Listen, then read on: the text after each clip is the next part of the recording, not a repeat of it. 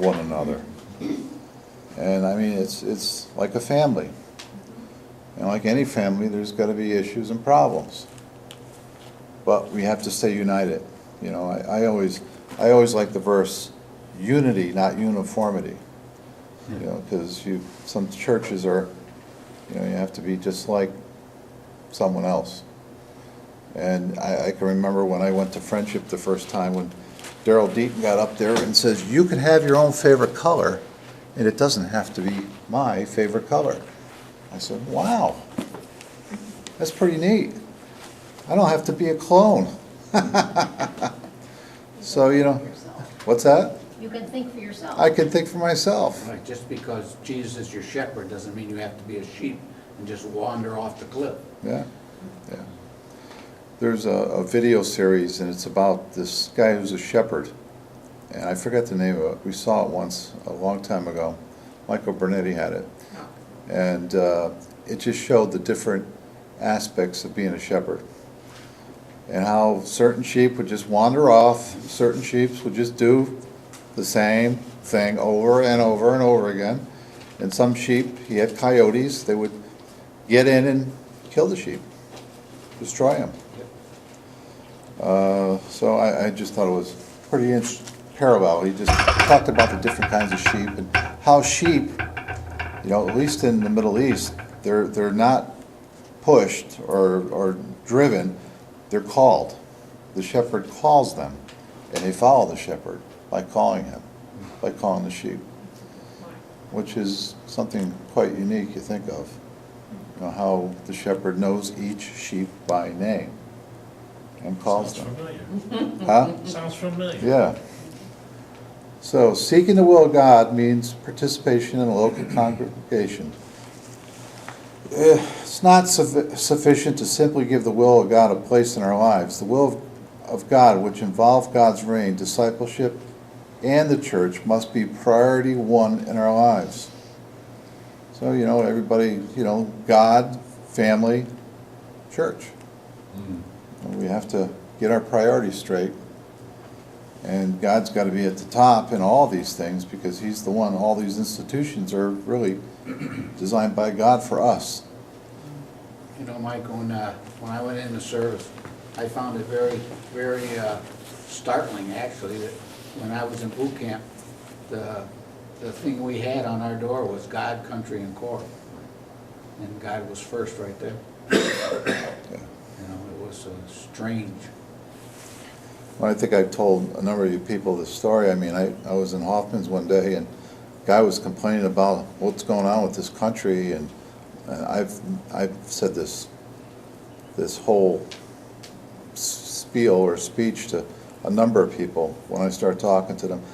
Oh, this country's just really going down the tubes. I go, you know why? And they go, why? I says, because of you and me. And they look at you and they think you're going to come up with a political answer. I said, no. That's it.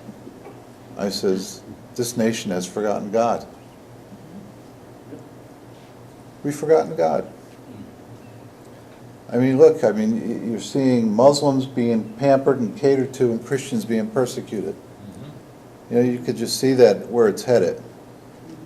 But, you know, we just have to stay strong, stay committed. We have to know the will of God through this church, through our membership, through the people that come here.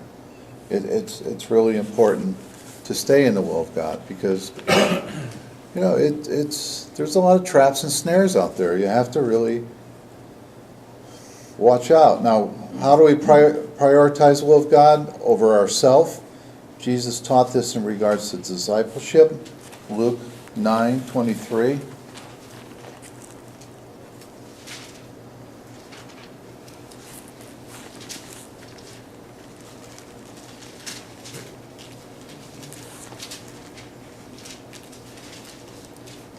And then he said to them all, if anyone come after me, he must deny himself and take up his cross daily and follow me.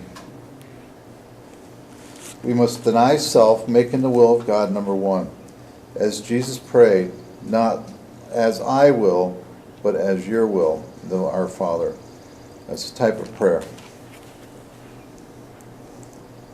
This makes us better persons, as it undoubtedly did for Timothy. 1 Timothy 4:12.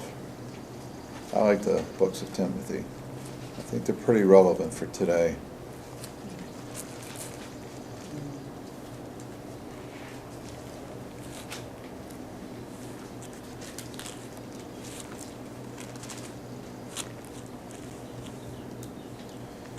First Timothy 12 through 16.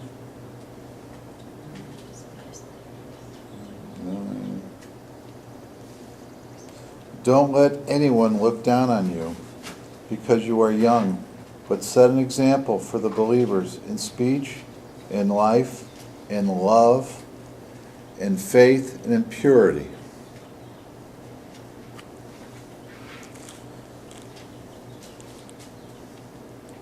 You know, we really have to yearn for that, in speech, in life, and in love. Makes us a better person. The will of God must take priority over personal interest, over family. Jesus taught this in regards to discipleship. I got Matthew 10:34.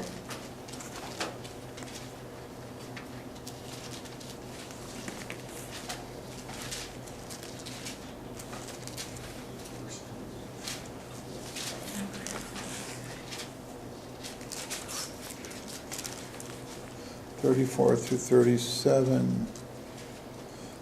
Do not suppose that I have come to bring peace to the earth. I did not come to bring peace, but a sword.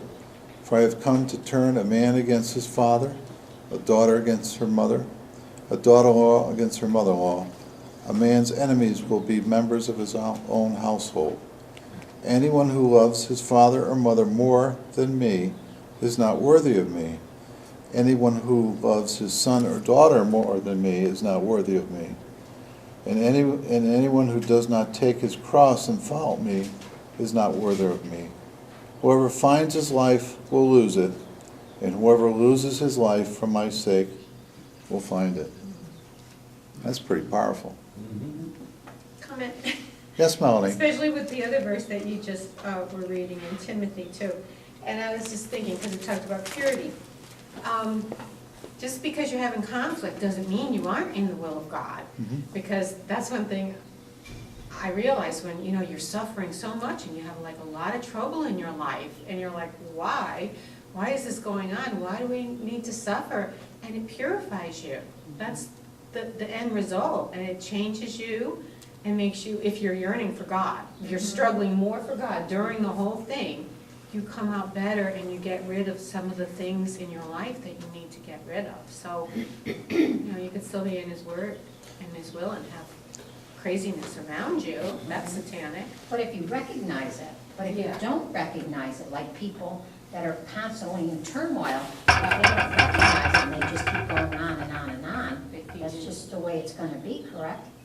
They If feed they don't- into it Right. and aren't yearning for something greater. Right. They just wallow in their Well, I think of that, self. the boat that Paul was on that was in the storm.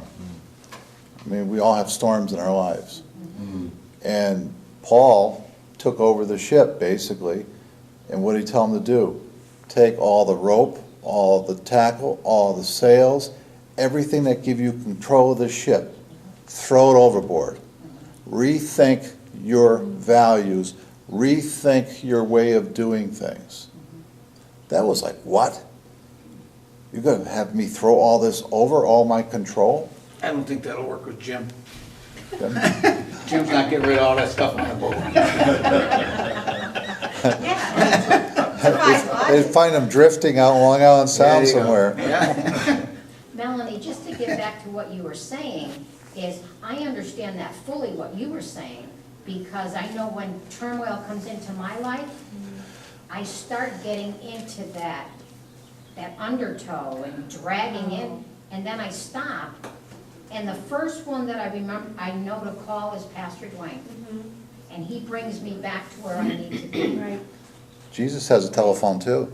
I know, but at that point when I'm in that turmoil, because that's the way I grew up, it just throws me into that, and then if I don't